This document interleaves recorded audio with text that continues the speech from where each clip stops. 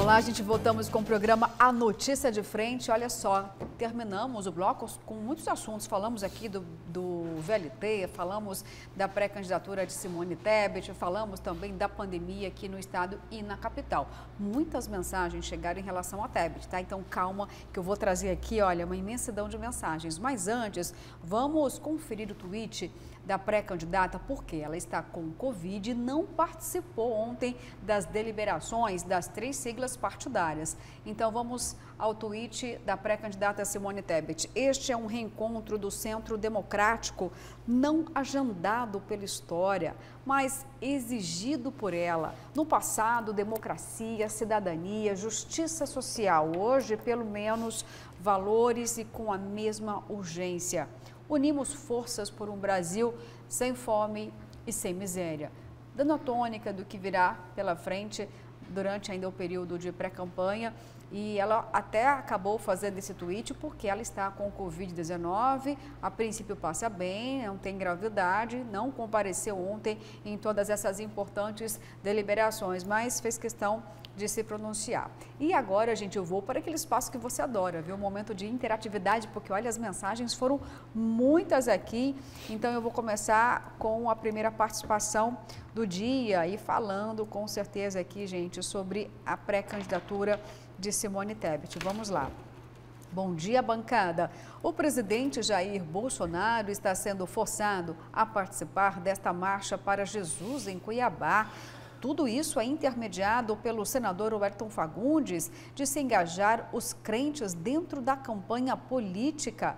Dele só arrecadar votos e mais nada, porque depois da política eles esquecem que os crentes existem. O presidente falhou com o compromisso com os evangélicos, não virá em Cuiabá. Será que ele virá depois das eleições? Acorda, pessoal, Antônio Ramos aí do Areão.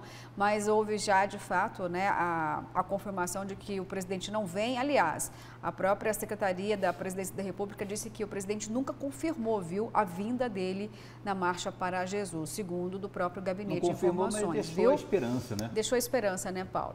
Vamos lá, então. Simone Tebet neles. Bom dia, bancada. Bom dia, professor Haroldo, Luciana, Paulo. Eu só não quero o PT e Lula. É o Alnir lá do Tijucal. Quem que quer, meu Deus do céu? Bom dia, animada bancada. Excelente análise de todos sobre as eleições deste ano. Precisamos colocar uma mulher no comando do país. Elas são a minoria na política, mas são as mais honestas. Professor, o que o Ciro diz sobre o Bolsonaro cabe a todos os políticos deste país. Me apontem um político homem que não tem algum deslize. É o Ivan do Cochipó. Fora Bolsonaro, fora! Bom dia, é só para registrar minha opinião. Votar em Simone Tebet é votar no Luladrão.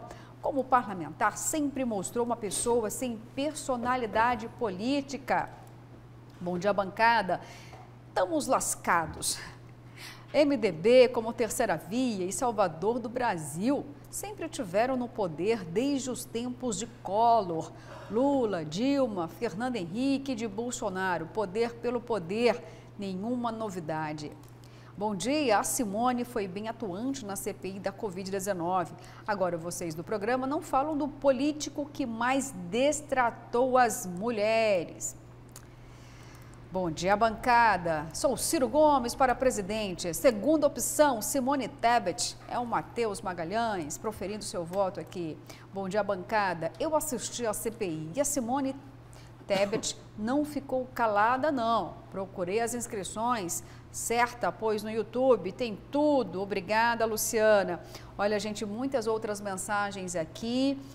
Como mostra a polarização, mas vou confessar, viu? Senti algumas alterações nas mensagens, o apoio a Bolsonaro, contra Lula, apoiando a terceira via, não acreditando também nesta novidade, enfim. Os eleitores estão acompanhando, mudando os discursos. Olha só, gente, muitas mensagens estão chegando nesse momento e nós, no decorrer do programa, vamos trazer muito mais, tá?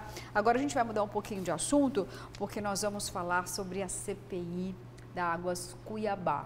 Está acontecendo ainda, tem um prazo aí de pelo menos mais 50 dias de trabalho. Agora, o que tem de importante no momento é que vai acontecer uma análise técnica. Para o que essa análise técnica? Para verificar, professor, a qualidade das obras, das intervenções dessa concessionária. Paulo, existe também um elemento que está sendo verticalizado, aí, estudado pela CPI, é o fato de que a população paga o esgoto. E quando você paga o esgoto, significa o quê? Ou deveria significar que aquele esgoto ele é 100% captado e tratado. Mas, segundo o que a CPI está apurando, pode não estar acontecendo isso. Ele é captado, mas a quantidade que deveria ser tratada não estaria acontecendo, segundo a CPI. Vamos ouvir, então, do próprio presidente desta comissão, o andamento dos trabalhos? Próximas ações da CPI da Águas Cuiabá, nós estamos aguardando agora, enviamos à empresa que aceitou fazer a perícia técnica do grau de saturação e de compactação do solo, especialmente nas obras mal feitas da Águas Cuiabá. Ela vai fazer uma análise aí de aproximadamente 15 amostras, que nós já passamos para eles mapearam os locais. Então, logo seja definida a data, nós vamos comunicar à empresa Águas Cuiabá e à Prefeitura para que acompanhe.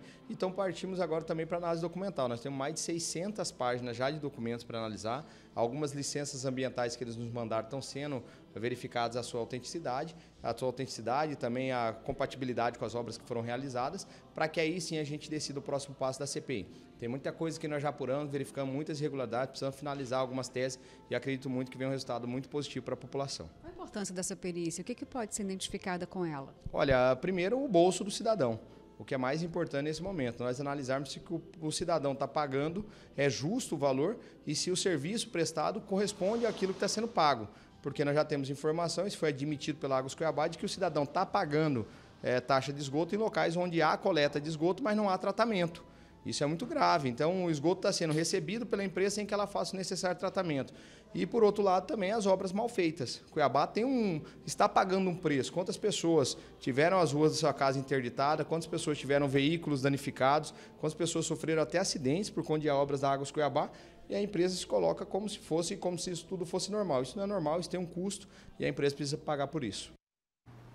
Bom, aí então, gente, nós temos os posicionamentos, né, o posicionamento do presidente da CPI, dizendo o seguinte: qual a finalidade, então, das nossas ações aqui? Porque sempre tem aquele apelido famoso de uma CPI, né, professor? Tudo acaba em pizza. O que pode resultar desta CPI?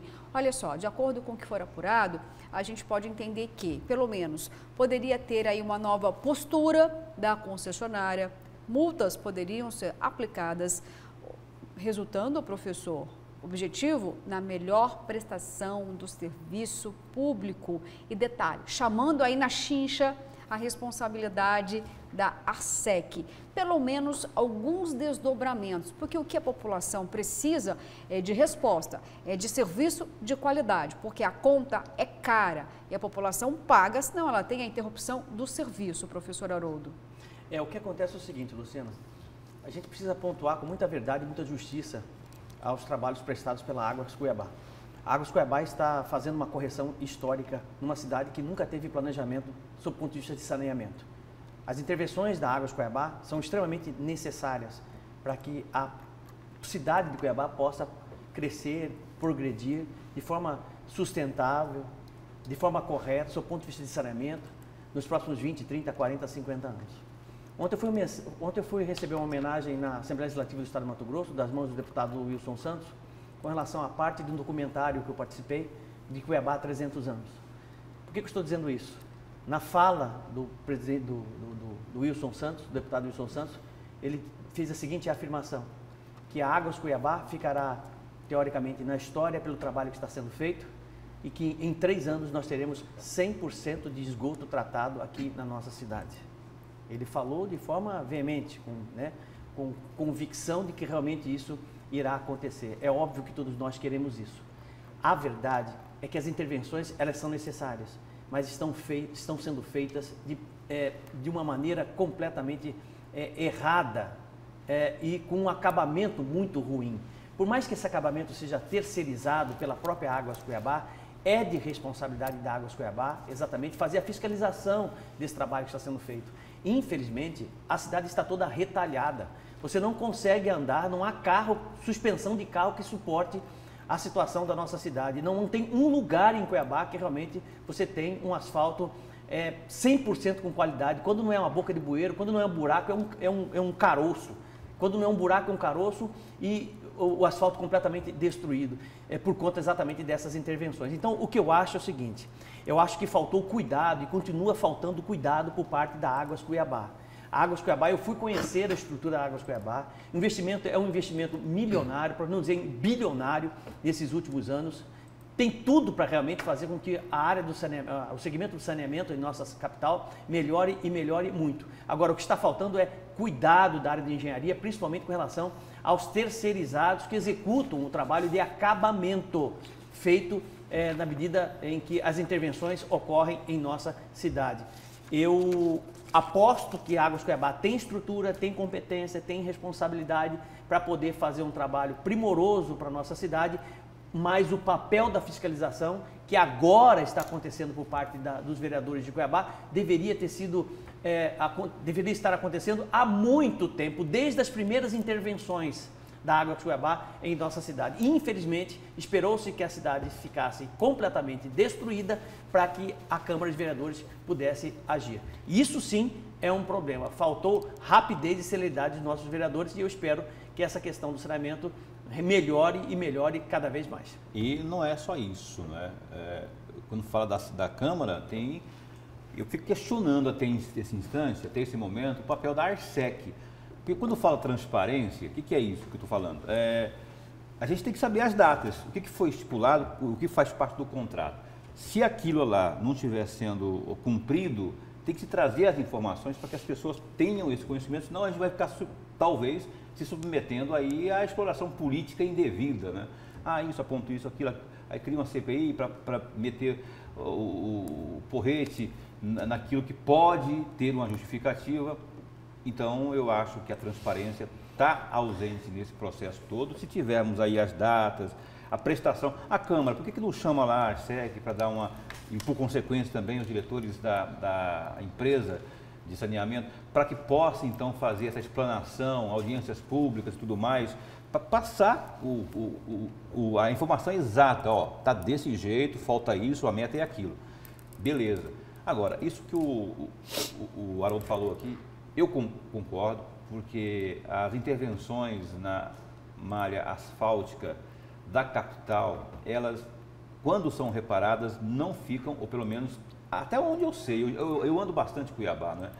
Eu vejo que fica aquelas imperfeições, danificam o asfalto, isso provoca acidentes, né? Especialmente de moto, porque carro passa de boa, né? Dependendo do nível, da nivelação que foi feita depois da intervenção.